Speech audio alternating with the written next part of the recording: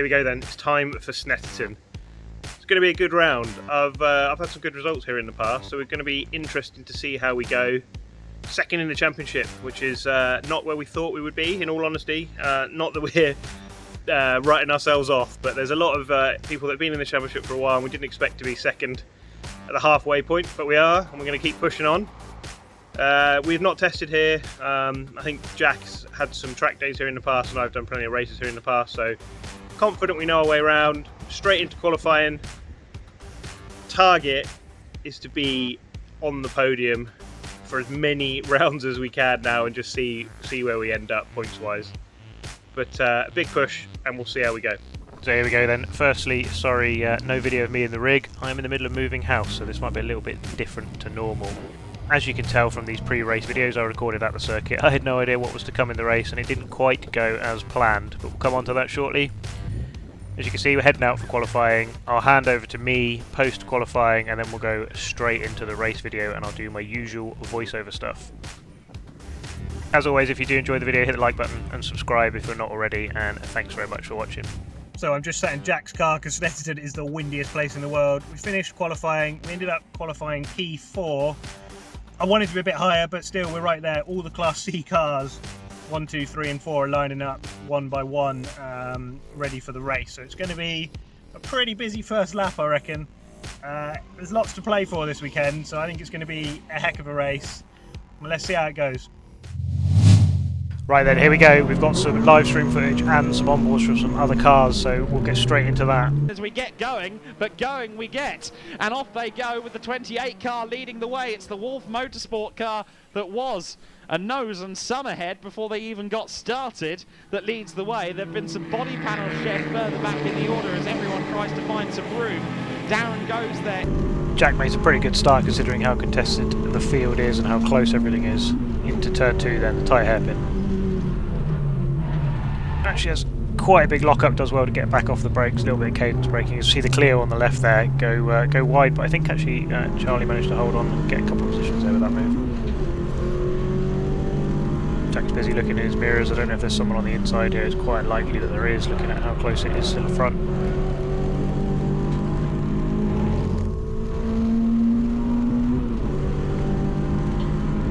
A little bit of a squeeze on whoever's on his inside there. There it goes, the other Clio. I think Jack's gone to get a good exit, but he's just washed out a little bit. Cold tyres there, probably. A bit of a shame.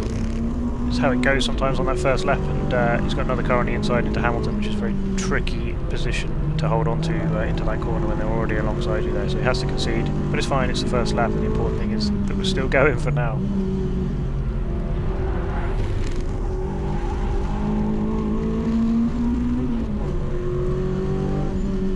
I think as things shake out, onto the back straight, we're still 4th in class, so nothing gained, nothing lost, which is never a bad thing on the first lap.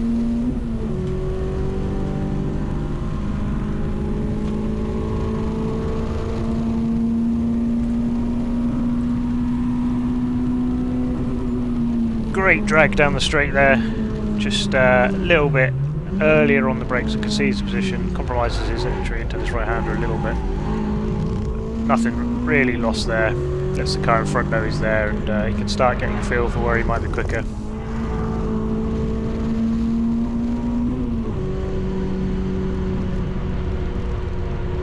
Into core and then cricket corner at the best of times. It's just important to try and set yourself up for your exit into the left-hander here for the big drag down the straight.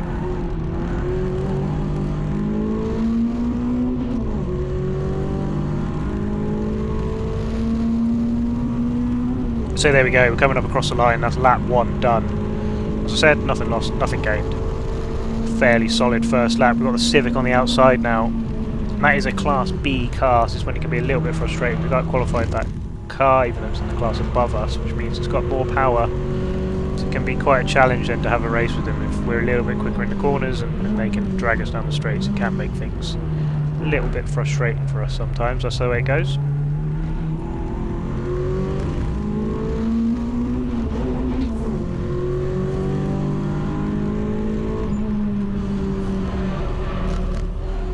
Jack now really, and he knows this, it'll just be about trying to be consistent, keep hitting your apexes and your exits, try and keep up with these guys in front, not lose touch. That's the key really, and then you can work out what you're going to do from there.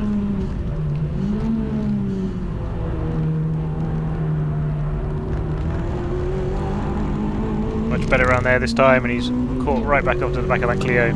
I imagine we'll see him lose out down the back straight again as the power makes the difference.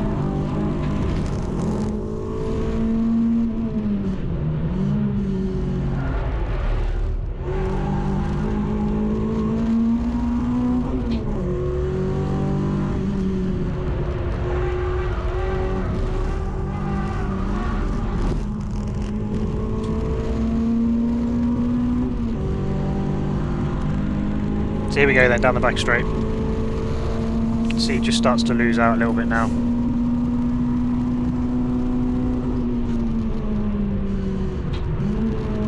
Does well under the bridge, closes right back up in the braking zone.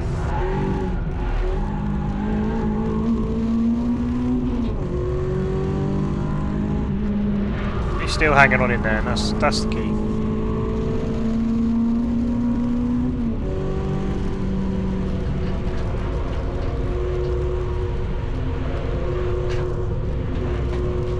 The exit corner, he goes for a move down the inside. I'll have to have a chat with Jack. He locks up, goes wide. I'll have to have a chat because we spoke about that move before the race and how tricky it is to pull off. Sometimes you just got to go for it though. Cost you down the straight now, and we'll skip forward 1 lap.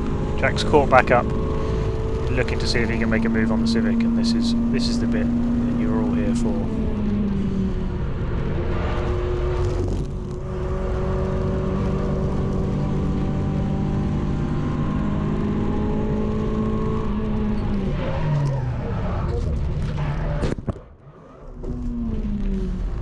It's a big one, there's no doubt about that. To be honest, it's a miracle that we're able to continue after that. These things happen. I'll let you look at it and work out what you think between the 172 Tyler Motorsport Renault Clio of Alfie Hyde and the number 22 Mango's Racing Renault Clio of Darren Goes. They are absolutely battling hammer and tong as they make their way in towards Wilson. Darren Goes goes a little bit deep, but there's carnage in the background. Charlie Polk spinning and everyone else trying to avoid him. I don't think the number 4 car managed to avoid him. I think Butcher in the Civic made contact there. So there we go. Not quite Charlie Polk spinning, I don't think, but one of those things, that's racing. Sometimes things go wrong, the car has issues or you make mistakes or whatever it might be, and unfortunately sometimes that leads to damage. But we're continuing. It's quite surprising that we're continuing, if I'm honest. Jack is basically just feeling his way back into the car without trying to lose too much time.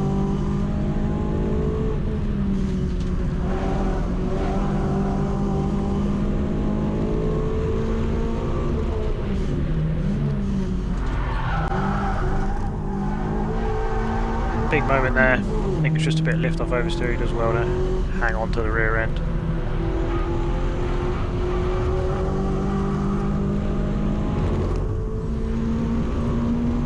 You can see on the left hand side that the wing mirror and the door's not quite as it was before, but it doesn't seem to be making a huge difference to our pace in a straight line. I'm sure we're slightly down aerodynamically, but I don't think it's the end of the world.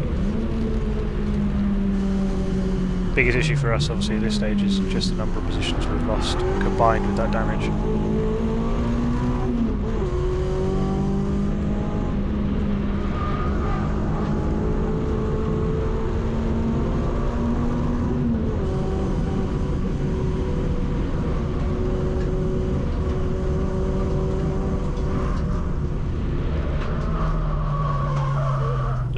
Another big moment for him. Does well to hang on to it. I think at the very least I wouldn't be surprised the tracking's out a little bit now, so the car probably not handling quite as he's expecting. Does well to largely keep it pointing in the right direction and get back on it again. Jack has a few more laps. He actually does gather his thoughts and get things back together, and I'll show this lap because there's a lovely overtake coming up on a Class C car for position shortly.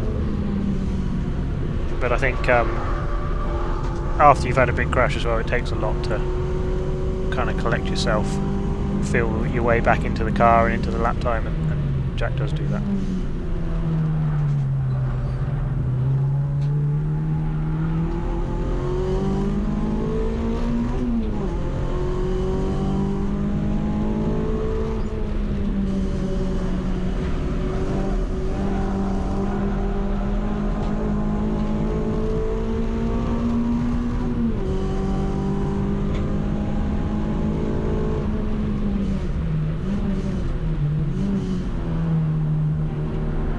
fairly evenly matched on the straight there. Obviously Class C again in front. You can see the novice cross on the rear left of that car, just like Jack's running. First season of racing.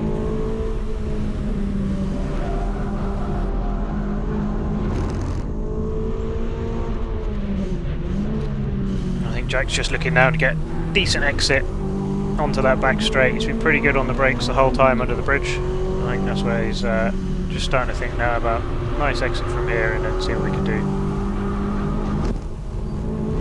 He does get a good one as well. A little bit of toe.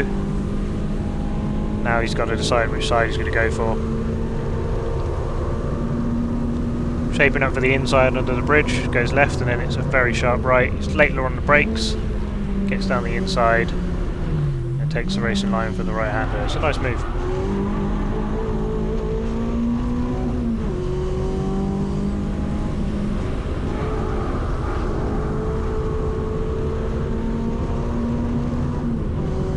As I said, Jack has a few consistent laps here, considering the damage. And then it's time for a pit stop. We came in slightly earlier than planned because there was a safety car, and sometimes you can gain a bit by stopping under the safety car if others don't. So as soon as we saw that stricken car at the exit of the last corner there, we decided to pit.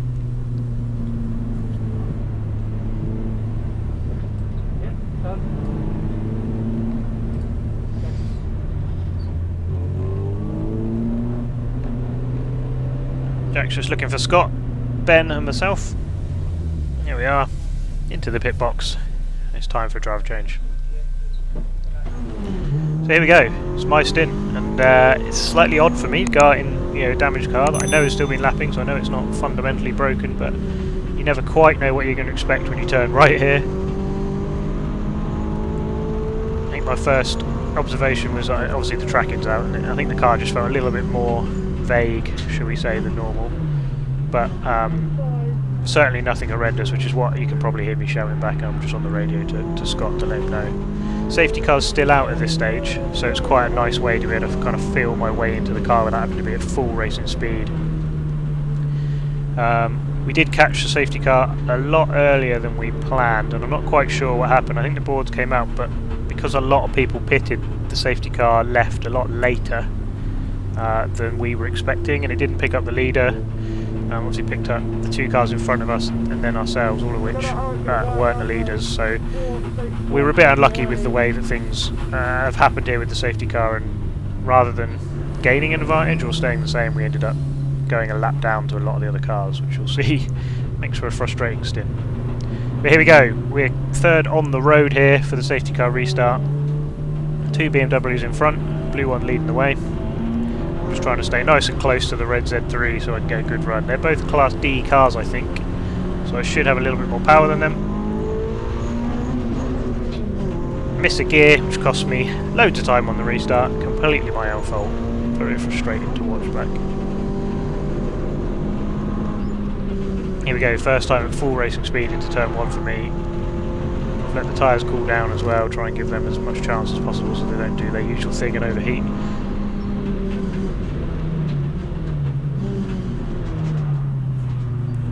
Half spin, well held from the leader. I'm sort of trying to second guess which side to go. It doesn't cost me too much time, and I'm able to just drag him now alongside into turn 3.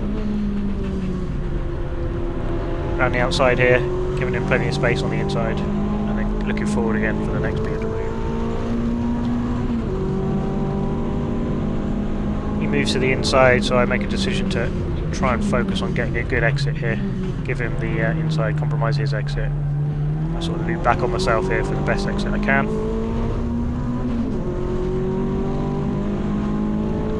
Saw earlier how difficult it is to defend when someone's on the inside here, so I go for it, give him the space on the exit, and use a little bit of the extra power in this drag now to the right hander. He is still there, so I'm giving him space, and I can see in my mirrors now we've got the overall race leader coming to lap us. No blue flags, but I know he's the race leader because I recognise the car. He's on my outside now, so just give him space on the outside, and then as soon as I can, tuck him behind to get as much toe benefit as possible.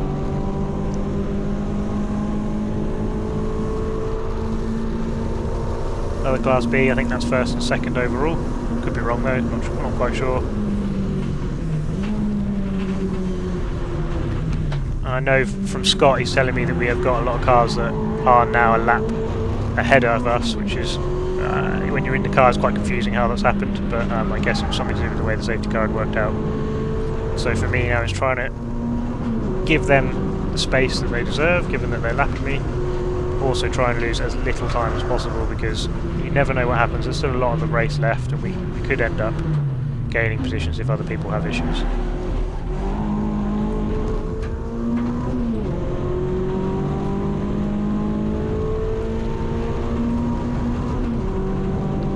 So that's my first flying lap after the safety car and after the damage. And I can see on the Delta on the dash that the car is slower, particularly in the high-speed corners, and maybe just a little bit down on confidence. It feels a little bit looser than it was, but it's not dramatically an issue, so I know I can keep going.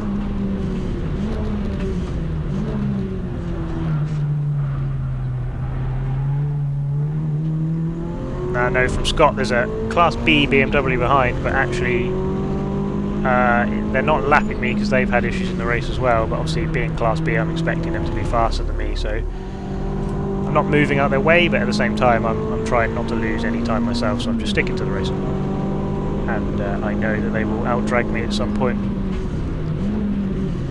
We go for a move on the brakes here, just pushes themselves a little bit wide, and I'm able to cut back. Again, I'm not really looking to try and race, but at the same time I don't want to be losing time. So any opportunity presents itself, I'll just keep pushing on.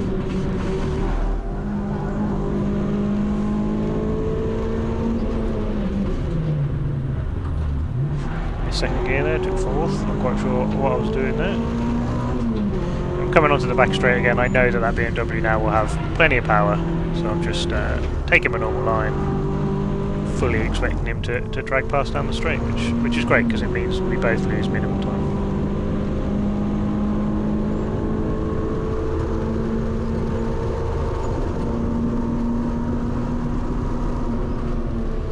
See another car just in the mirror there.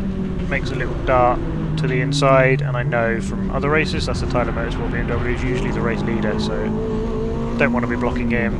Again, just checking my mirrors, and you can see how involved it is when you're trying to lose as little race time as possible, but also make sure you're not impeding any cars. I should say there were no blue flags, which is unusual for the series. Normally there are, but I recognised a few of the cars, so I knew that it wasn't for position, and I knew there was an issue with the safety car. Scott was on the radio, had told me that there was a couple of cars behind that will be for position, so I was just really trying to keep an eye on where they were in the mirrors to make sure if they were the ones behind me, I didn't make their life easy.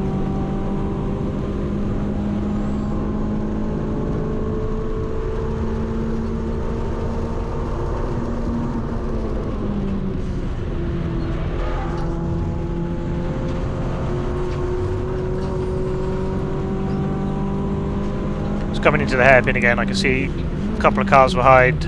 I recognise them, I know they're going to be near the front of the field, so I haven't got blue flags, but I know that something weird has gone on with the safety car, as I said, so I'm just going to take the racing line. I'm not going to defend, let them do their thing. Which, one of them's done there, and I can see the second one in the mirror already.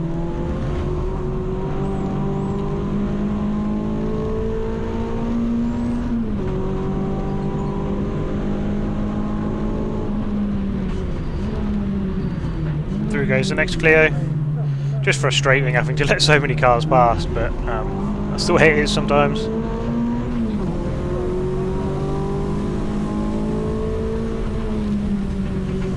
So I got another Clio behind. I think this is another Class B Clio. Again, no blue flags, but I know that something strange has gone on with the safety car. It's very close to me here, so I actually give him the inside onto the back straight. He says thanks by pushing me off the circuit. I wasn't super happy about.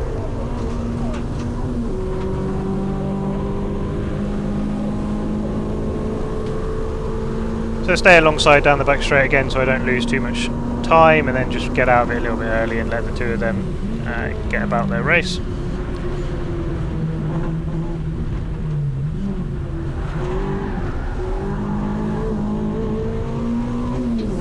At this point now, unfortunately, both the wing mirrors have been bent in, so I really can't see much behind me at all. So I've just got the big rear view mirror, but there's still quite a big blind spot on the car on both sides. But I try and make an effort to always be aware of what's catching me, so I'm never too caught out.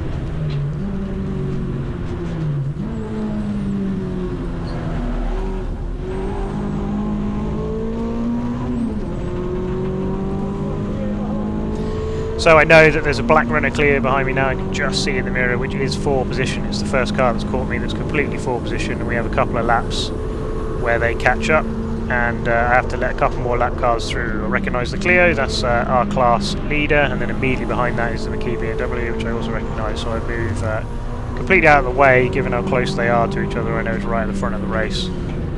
As you can see now from the onboard from that black Clio that was catching me, move out of the way of the 2 leaders and then retake the racing line. It's great to be able to have these other onboards.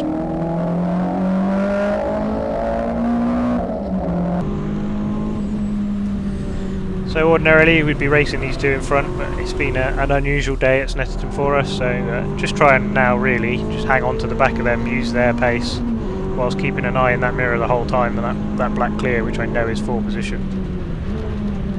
He's a bit closer now, so I sort of taken an early apex just to cut off any opportunity for him to go down the inside. Knew it was going to compromise my exit speed, but I know it's very hard to overtake into this left-hander unless you're already alongside.